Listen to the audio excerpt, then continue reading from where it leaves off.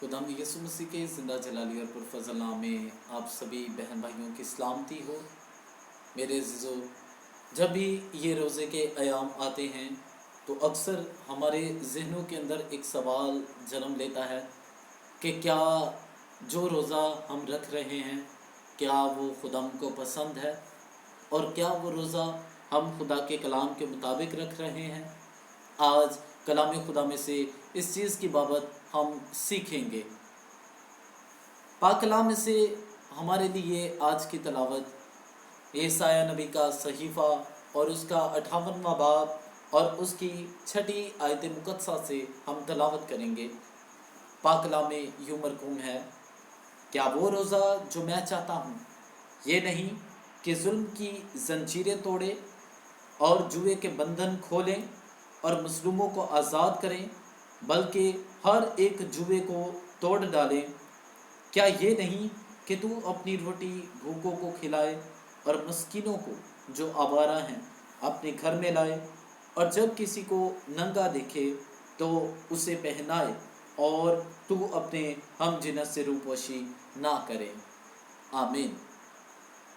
मेरे अज़ीज़ों, अक्सर औक़ात हम देखते हैं कि बहुत सारे लोग ऐसे हैं जो 40 के 40 पूरे रोज़े रखते हैं। खुदावंद उन लोगों को बरकत दे जो ऐसा करते हैं, लेकिन बाज़ औक़ात ये भी देखा जाता है कि इतने रोज़े रखने के बावजूद ना कौम के अंदर, ना ख़ानदान के अंदर, ना उस ज़िंदगी के अंदर बरकत नज़र नहीं आती, किसी तरह की ब्लेसिंग नज़र नहीं आती। और ऐसे में एक चीज़ ज़रूर नज़र आती है और वो है बीमारी। वो शख्स कभी कभार इतने रोज़े रखने पर बीमार पड़ जाता है। ऐसा क्यों? ऐसा इसलिए क्योंकि हम खुदाम की मर्ज़ी के मुआफ़िक रोज़ा नहीं रखते। हम जो रोज़ा रख रहे हैं वो रोज़ा खुदा को क्या पसंद है, आज इस बात के बारे में जानना बहुत हमारे लिए ज़रूरी है। जब बात ईमानदारों के रोज़े की जाए तो बनी इसराइल कौम एक दिन का रोज़ा रख कर खुदाम से बहाली पा लेती है। मलिका अस्तर ने 3 दिन का एक रोज़ा रखा और अपनी कौम को बचाने का वसीला बन गई। मुक़द्दस पौलुस रसूल ने 14 दिन का एक रोज़ा रखा और उन जगहों पर कलीसियाएं कायम कर दी, खुदा का कलाम पहुंचा दिया जहां पर लोग मसीह यीशु का नाम सुनना या उसकी सलीब का नाम सुनना पसंद नहीं करते थे। मुक़द्दस दानियल नबी ने 21 दिन का रोज़ा रखा और आखिर ज़माने का भेद खुदा से पा लिया। मुक़द्दस मूसा ने 40 दिन का एक रोज़ा रखा और बनी इसराइल कौम के लिए खुदाम की शरीयत को पा लिया।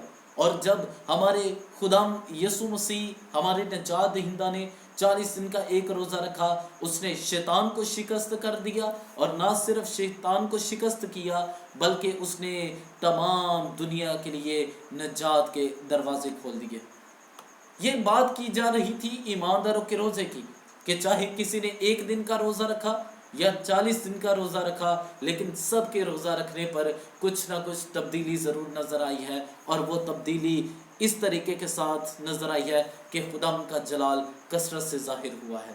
लेकिन जब बात आज हमारे रोज़ों की जाए तो हमारी ज़िंदगी के अंदर उस रोज़े की बरकत की बजाय बीमारी क्यों नज़र आती है? क्योंकि बाइबल मुक़द्दस कहती है कि तुम इस मकसद के साथ रोज़ा नहीं रखते हो जैसा मकसद खुदाम चाहता है। और खुदाम कौन सा मकसद चाहता है कि हम जिस मकसद के साथ खुदाम की मर्ज़ी का रोज़ा रखें, वो मकसद ये है कि अपनी रोटी भूखों को खिलाना। वो मकसद ये है अपने आप को दूसरों के लिए इस्तेमाल करना, जुए के बंधन खोलना। आज हम रोज़ा तो रखते हैं लेकिन हम दूसरों के लिए बाइस बरकत नहीं बनते। ज़रूरी बात ये नहीं कि अपनी रोटी भूखों को, इससे मुराद ये है किसी भी हाल में जब आप रोज़ा रखते हैं आप दूसरों के लिए बाइस बरकत बने, आप दूसरे लोगों तक खुदाम की आवाज़ लेकर जाने वाले बन जाए, आप दूसरे लोगों के लिए दुआ करने वाले बने।